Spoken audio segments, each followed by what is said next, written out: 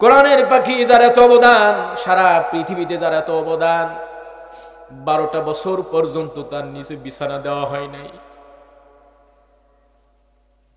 এই প্রচন্ড শীতের রাত কত কম্বল আমরা গায়ে দেই, কত মোটা তোষক আমরা নিচে দেই, যাতে করে শীত আমাদের না লাগে। একজন হুজুর বলেছিলেন, জেলখানায় কি আপনার খারাপ লাগে নাকি? বলে খারাপ লাগে না, কষ্টও লাগে না, রাতের বেলা যখন শুতে যাই তখন নিচ থেকে ঠান্ডা লাগে। আল্লাহ মানুষের অধিকারের, নারীর অধিকারের কথা বলেছেন। তার ছোট্ট একটা কথা মনে পড়ে গেল। তিনি বলেছেন, আমি ঢাকা শহরে গেলাম, হঠাৎ গাড়ির জ্যামে পড়ে গেল। ঢাকা শহরতে এমনি জ্যামের সারা পৃথিবীতে জ্যামে পড়ে গেল। দেখলাম একজন নারী ডিউটি পালন করতেছে। হুজুর গ্লাস খুললেন, জিজ্ঞেস করলেন, মা তুমি এই জায়গায় দাঁড়িয়ে দাঁড়িয়ে কি করো? নারী বলতেছে, হুজুর আমি জাতি নিরাপত্তার জন্য, শহর নিরাপত্তার জন্য, মানুষের জন্য গ্যাঞ্জাম যাতে না হয়, জ্যাম যাতে না হয়, জাতি নিরাপত্তার জন্য আমি কাজ করতেছি। হুজুর বললেন, মা তুমি জাতির নিরাপত্তা দাও, তোমার নিরাপত্তা কে দেয়? তোমার নিরাপত্তা কে দেয়? সবচেয়ে যিনি বেশি নারীর অধিকার নিয়ে কথা বলেছেন, ওই লোকটাকে নারী দর্শনের মামলায় ফাঁসায় দিয়েছে। ওই লোকটাকে নারী দর্শনের মামলায় ফাঁসায় দিয়েছে। আমার বন্ধুগণ, আমার ভাইরা, আমি প্রতি বছর 3বার 4বার করে আমার ইন্ডিয়া যাওয়া হয়। প্রত্যেক বছর 3 মাস আমি ইন্ডিয়ায় থাকি। এই যা 21 তারিখ আমার প্রোগ্রাম, এবার যাওয়া হবে না। মতিগতি কি না, মতিগতি কি না, মতিগতি তো ভালো না। তবে ভিসা এখনো বন্ধ, যদি হয় তাহলে হবে ইনশাআল্লাহ। যত রিক্স হোক, যেহেতু প্রোগ্রাম নেওয়া আছে, যাব যদি হয়, এখনো স্থগিত আছে। পশ্চিমবঙ্গের একটা জেলা মেদিনীপুর জেলা, ওই জেলাতে আমি প্রোগ্রাম করতে গেলাম। আমি জানি না এই জেলার মানুষটা এতটা আল্লামা সাঈদীর ভক্ত। প্রোগ্রাম করতে গেলাম, যার পরে বলে, হুজুর ঈদের দিন আসলে সকাল থেকে ঈদের জামাত 8টা 10টা পর্যন্ত একটানা 4-5 ঘন্টা আমাদের ঈদগাহের ময়দানে সাঈদী হুজুরের ওয়াজ চালানো হয়। আমাদের তরুণ যুব সমাজ বিয়ের দিন আসলে ডেকসেট বাজায়, গান বাজায়, নর্তকীদেরকে নিয়ে আসে, মাইক ভাড়া করে, বক্স ভাড়া করে। তারা বললেন, হুজুর আমাদের এখানে বিয়ের দিন আল্লামা সাঈদী হুজুরের ওয়াজ ঘন্টার পরে ঘন্টা বাজানো হয়।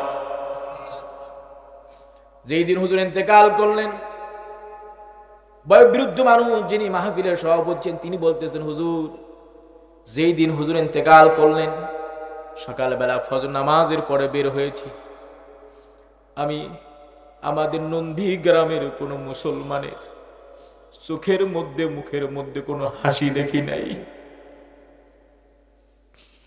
যার দিকে তাকাই টপ টপ টপ টপ করে গাল বেয়ে বেয়ে পানি পড়তেছে।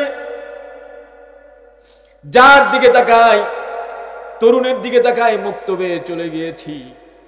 মুক্তবে যাওয়ার পর হুজুর মুক্তবে ঘন্টা করান পড়ায়, দেখতেছি হুজুরের রুম থেকে কান্নার আওয়াজ আসতেছে। বাচ্চাগুলি, ছেলেগুলি, মেয়েগুলি হাউমাউ করে কান্না করতেছে। আমি বললাম, কেন কান্না করো? কি কারণে কান্না করো? বলে, এত বড় একজন আলেমকে মেরে ফেললো তারা, এত বড় একজন আলেমকে তারা মেরে ফেললো। আমার বন্ধুগণ, এই বাংলাদেশের যতগুলি আলেম কোরআনের কথা বলুক না কেন, যতগুলি আলেম তাফসীর করুক না কেন, ওই আলেমের জন্য আল্লামা সাঈদীর সবচেয়ে বড় অবদান। আমার ভাইরা, আমি চিন্তা করলাম, যারা 16টা বছর যারা শাসন করলো, 16টা বছর যারা শাসন করলো, মাত্র 45 মিনিট সময় তাদেরকে দেওয়া হলো। কারণটা কি? কি কারণে 45 মিনিট সময় তাদেরকে দেওয়া হলো? আমি আলোচনা সামনে নিয়ে আসব।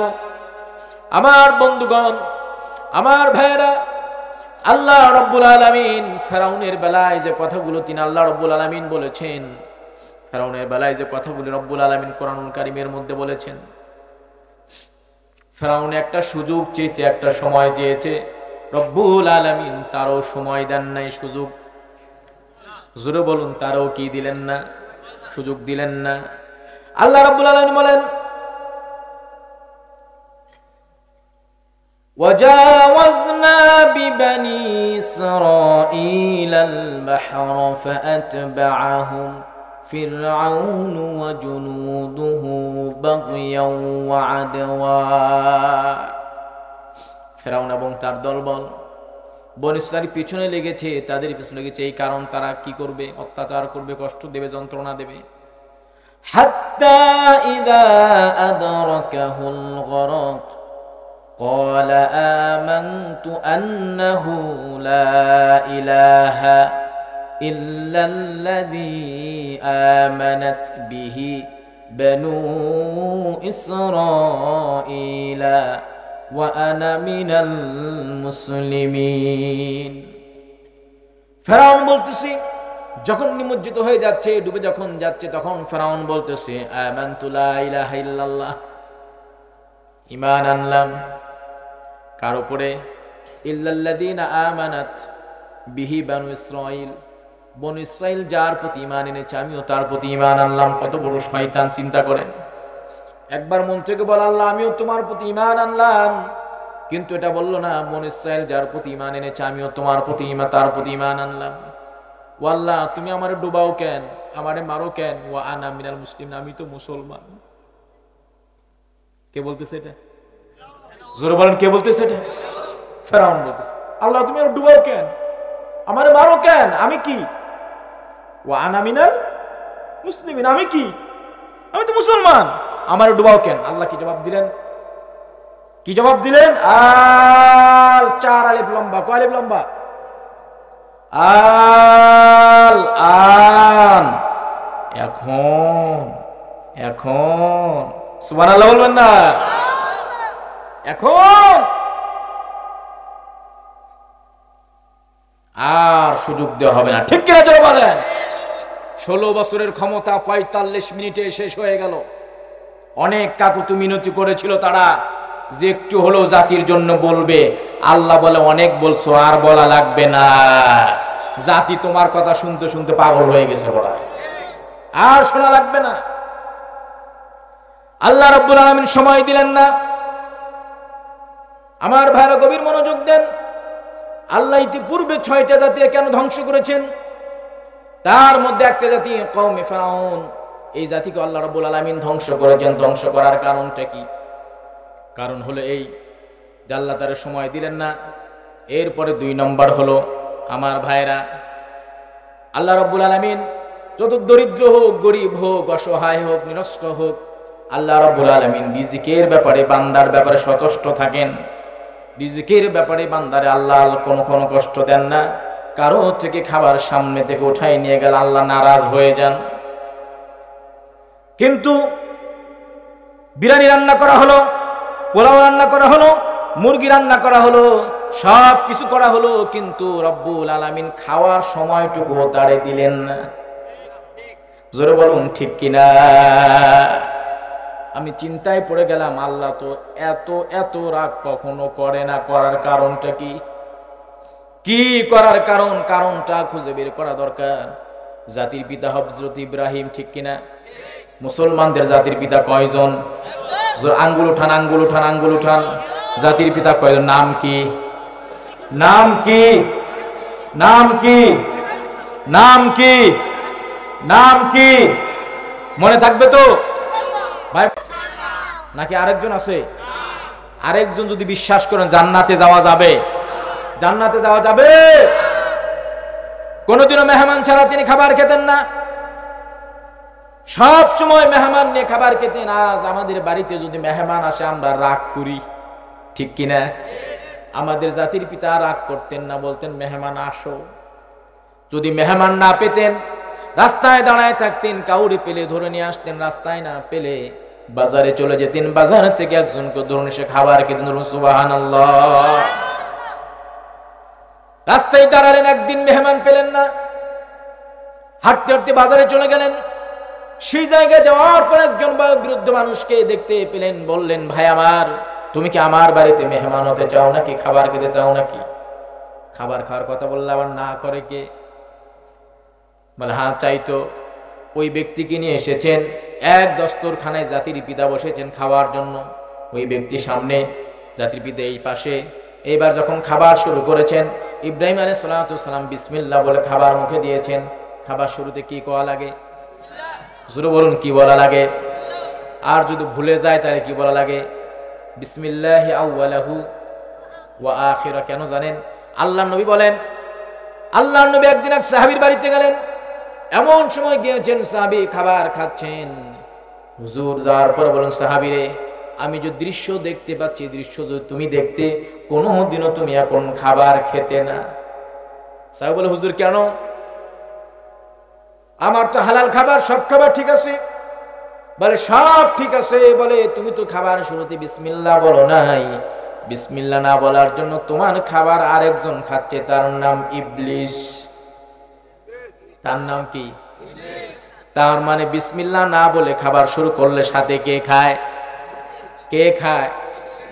শয়তান খেলে খাক, কোনো আপত্তি নাই। কিন্তু এই যে কথা আছে একটা, কি কথা?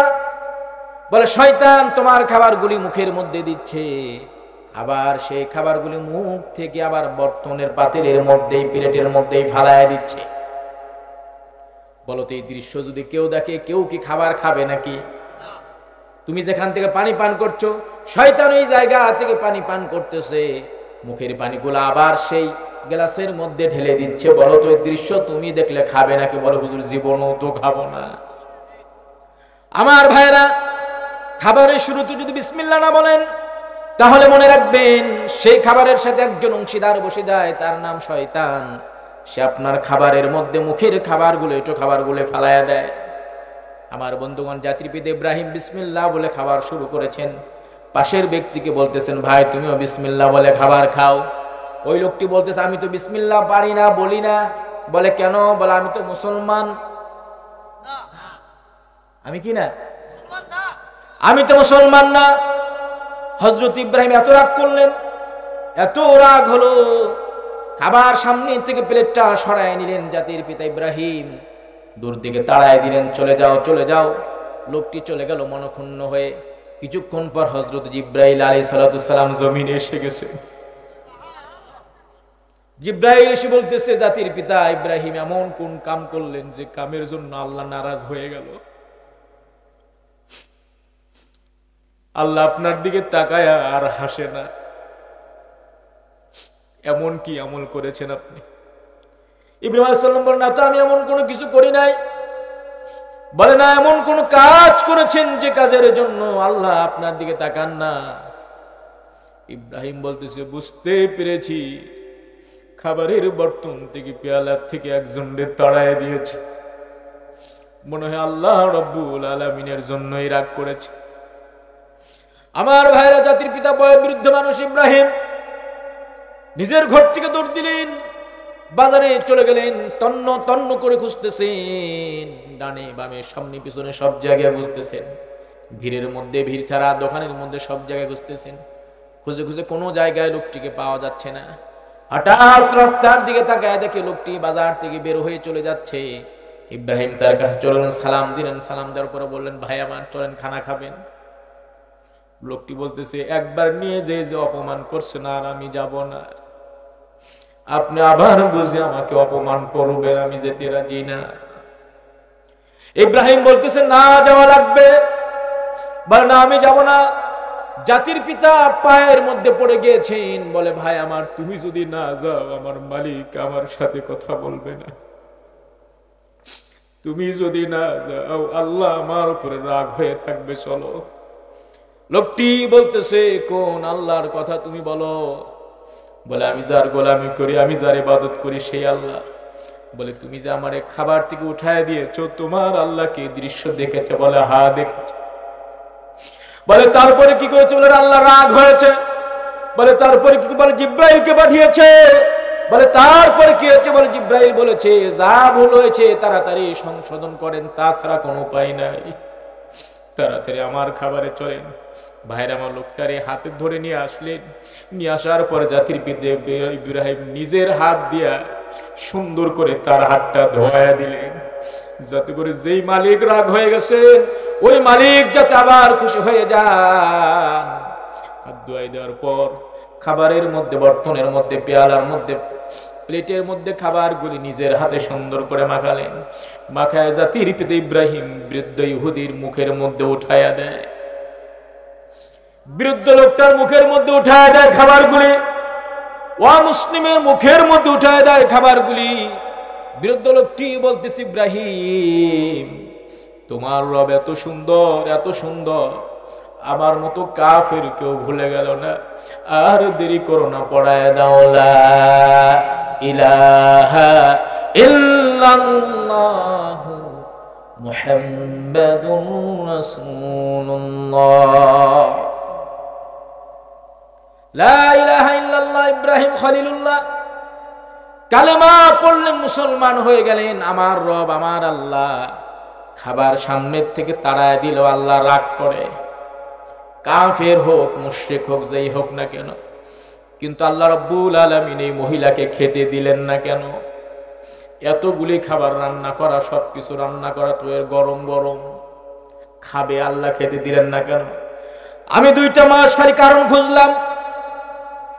আল্লাহ তো এত রাগ হওয়ার কথা না, কোন কারণে আল্লাহ এত রাগ হয়ে গেছেন যে রাগের জন্য আল্লাহ খাবারগুলাও খেতে দিলেন না? খোঁজখবর নিয়ে দেখতে পেলাম, যতদিন পর্যন্ত কোরআনের পাখি জেলে ছিল, একদিনের জন্য বাড়ির খাবার জেলে ঢুকাইতে দেয় নাই।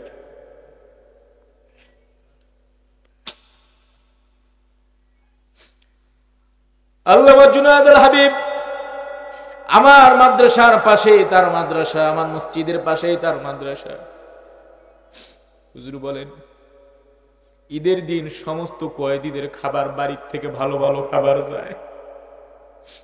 স্ত্রী পাঠায়, ছেলে পাঠায়, বাবা পাঠায়, মা পাঠায়, ভাই বোন পাঠায়।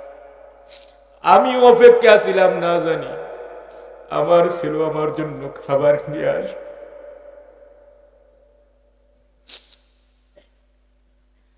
দুপুর গড়ায় গেল, কোরবানির দিন। মনে করলাম ছেলে মনে হয় জামি পড়ে গেছে, কিংবা কুরবানি দিতে মনে হয় লেট হয়ে গেছে। আসর হয়ে গেল, অপেক্ষা করলাম। সন্ধ্যা হয়ে গেল, সমস্ত কয়েদিদের খাবার জেলখানায় ঢুকেছে। চোরের খাবার, ডাকাতের খাবার, ছিনতাইকারীর খাবার, সমস্ত মার্ডার যারা, 7 মার্ডার পর্যন্ত যারা করেছে তাদের খাবারগুলি পর্যন্ত জেলখানায় ঢুকেছে। একজন এসে বলতেছে, হুজুর কার জন্য অপেক্ষা করতেছেন সন্ধ্যাবেলা, রাতের বেলা? বলে, আমার ছেলের জন্য অপেক্ষা করতেছি। বলে, কেন অপেক্ষা করেন, কারণ কি? বলে, আমার মনে হয় আমার ছেলে বুঝে আমার জন্য খাবার নিয়ে আসবে। বলে, হুজুর আপনার ছেলে খাবার নিয়ে এসেছিল, কিন্তু জালেমরা সবার খাবার ঢুকতে দিয়েছে, আপনার খাবার ঢুকতে দেয় নাই। হুজুর বলে, 6 মাস পরে আমি খোঁজ পেয়েছি আমার ছেলে কুরবানি দিছে। আমার ভাইরা, কোরআনের পাখি, কোরআনের পাখি যার এত অবদান, সারা পৃথিবীতে যার এত অবদান, 12টা বছর পর্যন্ত তার নিচে বিছানা দেওয়া হয় নাই। এই প্রচন্ড শীতের রাত কত কম্বল আমরা গায়ে দেই, কত মোটা তোষক আমরা নিচে দেই, যাতে করে শীত আমাদের না লাগে। একজন হুজুরও বলেছিলেন, জেলখানায় কি আপনার খারাপ লাগে নাকি? বলে, খারাপ লাগে না, কষ্টও লাগে না। রাতের বেলা যখন শুতে যাই তখন নিচ থেকে ঠান্ডা লাগে। আল্লাহ,